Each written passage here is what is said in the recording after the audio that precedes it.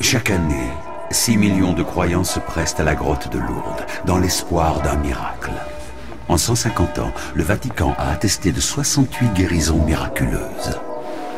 Pouvons-nous observer ce phénomène rationnellement? Y a-t-il vraiment des miracles? Tout d'abord, si l'on place toutes les guérisons reconnues par l'Église sur un graphique à taux de pèlerins constant, on se rend compte que le nombre de miracles diminue avec les progrès de la science.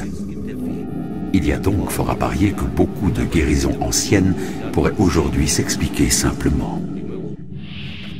On peut comparer ce phénomène à celui de la psychokinèse.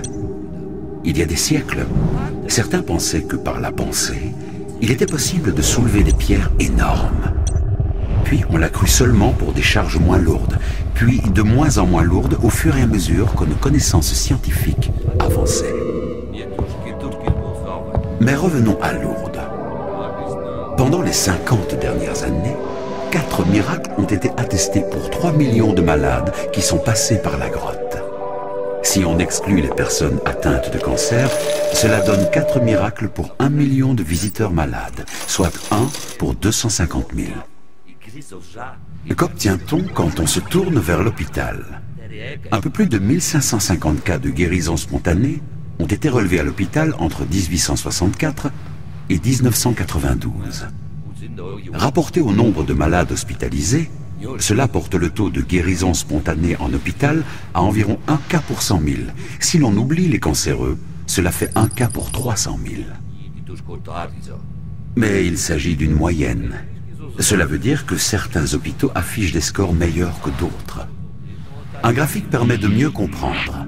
Les chiffres hospitaliers donnent un résultat en forme de cloche autour de la moyenne. Or, les résultats de Lourdes tombent dans les résultats de cette cloche. Autrement dit, d'un point de vue statistique, il ne se passe rien de miraculeux à Lourdes.